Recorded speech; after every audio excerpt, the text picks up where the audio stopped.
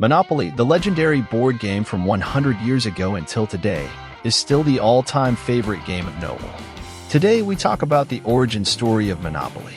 In the early 1900s, amidst the backdrop of a changing America, Elizabeth Magie, a progressive writer and game designer, crafted a board game named The Landlord's Game.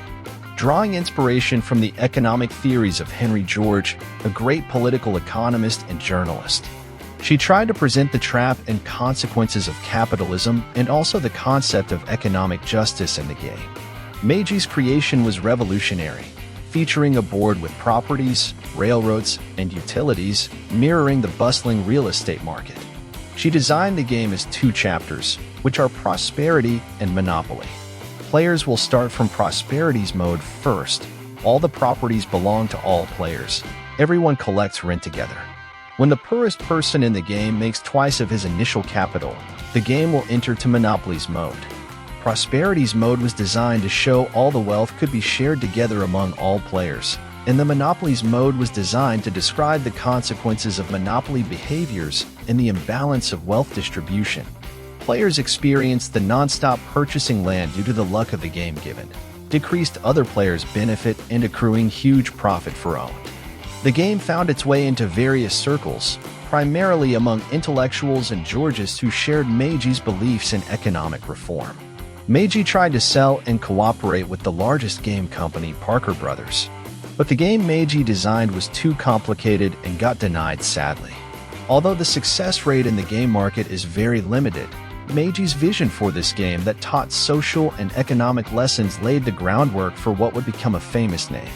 The time came to 1933. Charles Darrow, a man whose encounter with a version of Magie's game marked the beginning of a transformative journey.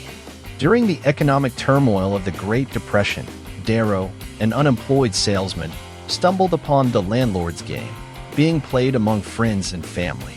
Enthralled by the game's mechanics and entertainment value, Darrow saw potential in its widespread appeal. He spent hours tweaking rules and modifying the board's design, envisioning a game that could captivate audiences beyond the intellectual circles where Magie's creation had circulated. And he finds out the only interest and attraction of the game is just the monopoly without prosperity. In 1933, after Darrow modified the game to become Monopoly, he began selling it to local stores in Philadelphia. The demand for the game was unbelievably high, as every family could play together and found the joy of the property's strategic gameplay even during the Great Depression in the United States. Darrow's entrepreneurial spirit and determination to share this game with the world caught the attention of Parker Brothers, the big game company. In 1935, they acquired the rights to Monopoly from Darrow and swiftly began mass production, unleashing it onto the market. The rise of Monopoly was meteoric, captivating the hearts and minds of millions. The game's success spread like wildfire, becoming a cultural phenomenon that transcended borders and languages, offering a reprieve from the harsh realities of the era. However, amidst Monopoly's ascent, the story of Elizabeth Magie's pivotal role in designing The Landlord's Game remained largely in the shadows. It wasn't until later, as historians delved deeper into the game's origins, that Magie's invention finally gained recognition. Her pioneering efforts in creating a game that sought to educate and provoke thought about economic principles, decades before Monopoly's commercial success, earned her a place in the annals of game design history. In retrospect, the convergence of Magie's visionary creation and Darrow's entrepreneurial spirit made a revolution in board gaming.